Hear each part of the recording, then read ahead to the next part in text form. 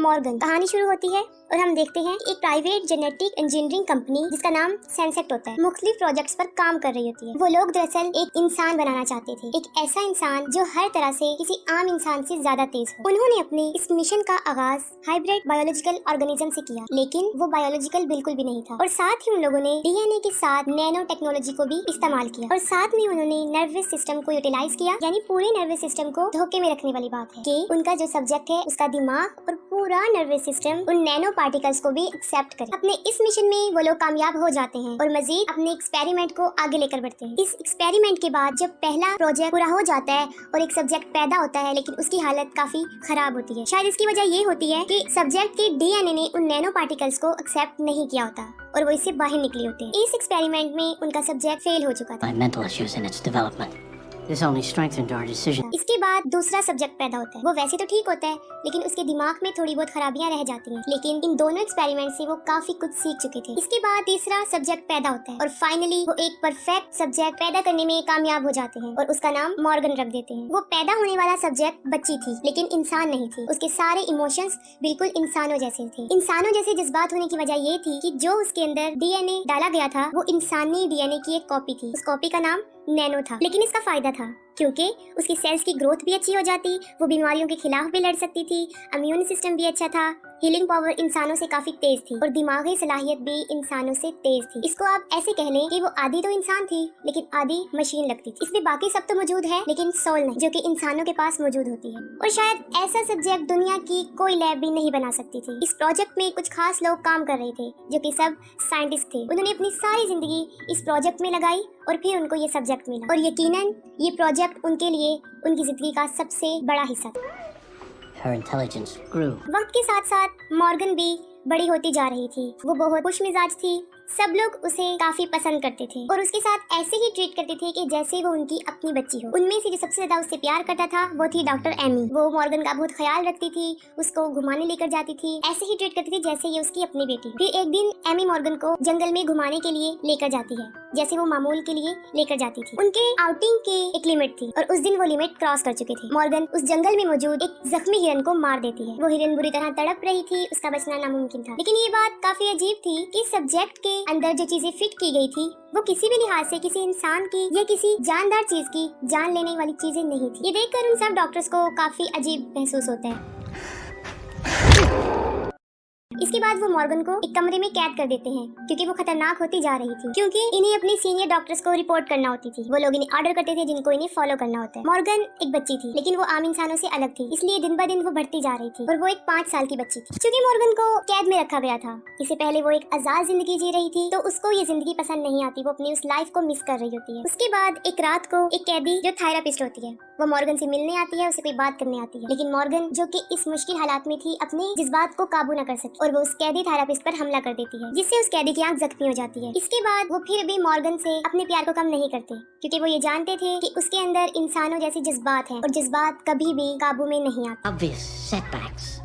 This project is heading in the right direction. ये मामला काफी संजीदा होने के बाइस उनके हेड ऑफिस तक पहुंच जाता। उसके बाद मॉर्गन को शक की निगाह से देखा जाता था। वो लोग ये समझते थे कि शायद इस सब्जेक्ट को बनाने में हमसे कोई गलती हो गई है। उसके बाद वो कुछ स्पेशलिस्ट को वहाँ पर भेजते हैं कि वो सब्जेक्ट को चेक करें, अगर हमसे वाकई ही कोई गड़बड़ या गलती हुई है तो उसे खत्म कर दिया जाए। इस मिशन को टैकल करने के लिए एक फीमेल डॉक्टर को भेजा जाता है जिसका नाम लिवदर्स होता है। वो काफी स्ट्रिक्ट होती है, जो अपनी मैटर्स को बहुत स्ट्रिक्टली सॉल्व करती है। वो आते ही सबसे सवालात करना शुरू हो जाती है और उसको इस बात का पता चलता है कि सब लोग सब्जेक्ट से काफी क्लोज हैं, जिसको वो अच्छा नहीं समझती। और वो जख्मी थेरेपिस्ट वो भी इस हादसे को मॉर्गन की गलती नहीं कहती, बल्कि वो कहती है कि इसमें मेरा कसूर था। उसके बाद मॉर्गन की दिमागी हालत को देखने के लिए एक साइकोलॉजिस्ट डॉक्टर एलम को सिलेक्ट किया जाता है कि वो उसका दिमाग चेक करें और ये चेकअप होने के बाद वो इस बात का फैसला करेंगे कि मॉर्गन नॉर्मल है या नहीं। बाकी डॉक्टर्स उसको समझाते हैं कि आप मॉर्गन से बराह रास्त बात नहीं करेंगे, बल्कि उसके रूम से उस पार बात करेंगे, क्योंकि ये हमें रिस्की लगता है। लेकिन फिर भी डॉक्टर नहीं मानता, वो उससे सामने बैठकर बात करना चाहता है, जिस पर बाकी डॉक्टर भी एग्री हो जाते हैं। उसके बाद वो दोनों आमने सामने आ जाते हैं। डॉक्टर एलम मॉर्गन से कुछ सवाल पूछते हैं जिसका वो काफी कॉन्फिडेंस और समझदारी से जवाब देती है। वो कहती है कि मैंने उस कैदी थेरेपिस्ट के साथ जो किया मुझे उसके लिए बहुत अफसोस है। वो नेक्स्ट टाइम के लिए भी एक्सक्यूज करती है कि मैं ऐसा नहीं करूंगी क्योंकि ऐसा नहीं करना चाहिए। लेकिन वो डॉक्टर काफी समझदार था। वो उस पे एक साइकोलॉजिस्ट टेस्ट करता है उसकी दिमागी हालत को चेक करने के लिए। यानी उसमें कुछ सवालात शामिल थे, ऐसे सवालात कि अगर कोई आम इंसान सुने तो उसे शदीद गुस्सा आ जाए। और जाहिर है मॉर्गन की जज्बात आम इंसानों से काफी अलग थे। What would we call an incorrect response? ये सुनकर उसकी हालत खराब होना शुरू हो जाती है और डॉक्टर एलम जब उसे खत्म करने की बात करता है क्योंकि मॉर्गन ये नहीं चाहती थी, वो शदीद गुस्से में आ जाती है और डॉक्टर एलम पर भी हमला कर देती है और उसके गले पर काट लेती है। यानी वो अब आम इंसानों के लिए किसी खतरे से खाली नहीं थी। उसके बाद मॉर्गन को बेहोश कर दिया जाता है और डॉक्टर ली सबको ऑर्डर देती है कि मॉर्गन को खत्म कर दें और वो ये सोच लेते हैं कि हमसे ये फेल सब्जेक्ट पैदा हुआ था। सब लोग इस बात पर राजी हो जाते हैं, लेकिन अभी भी उनके दिल में मॉर्गन के लिए प्यार था और सब लोग उसे मारने की तैयारी करते हैं और उसे बांध दिया जाता है। मगर उनमें से एक डॉक्टर होता है, डॉक्टर डेरन। वो कहता है कि मैं मॉर्गन को नहीं मारूंगा। जैसे ही वो इनकार करता है, ली की और उसकी आपस में लड़ाई हो जाती है। इसके बाद वो लोग मिलकर ली को बेहोश कर देते हैं और मॉर्गन वाले कमरे में बंद कर दिया जाता है। वो लोग फैसला करते हैं कि हम लोग यहाँ से भाग जाएंगे और मॉर्गन को भी साथ ले जाएंगे। जब वो मॉर्गन को मारने की तैयारी कर रहे थे तो मॉर्गन उन्हें बहुत इंसिस्ट करती है कि वो मुझे मत मारे, मैं जीना चाहती हूँ। उसके बाद वो मॉर्गन को बेहोश कर देते हैं। डॉक्टर ली को वहाँ कैद कर दिया जाता है और अपने साथ मॉर्गन को ले जाते हैं। ले जाने के बाद जब वो मॉर्गन को दोबारा होश पे लेकर आते हैं तो वो सब पर हमला कर देती है। डॉक्टर डेरन को भी मार देती है। उसके सामने एक आदमी खड़ा था, उसे इंजेक्शन देकर खत्म कर देती है क्योंकि अब मॉर्गन काफी बदल चुकी थी। इसकी वजह ये थी कि एलम ने जज्बाती कर दिया था, उसके गुस्से उसके जज्बात को ललकारा था। क्योंकि ये सब होने के बाद वो किसी को भी अपना फ्रेंड नहीं समझती। वो समझती है कि सारे उसके एनिमीज हैं। वो सबको मार देती है सिवाय डॉक्टर एमी के। सबको मारने के बाद वो डॉक्टर एमी को वहाँ से ले जाती है। शायद इसकी वजह ये थी कि वो डॉक्टर एमी के साथ बड़ी हुई थी क्योंकि वो मॉर्गन का ख्याल रखती थी, उसको घुमाने लेकर जाती थी। यहाँ पर आने से पहले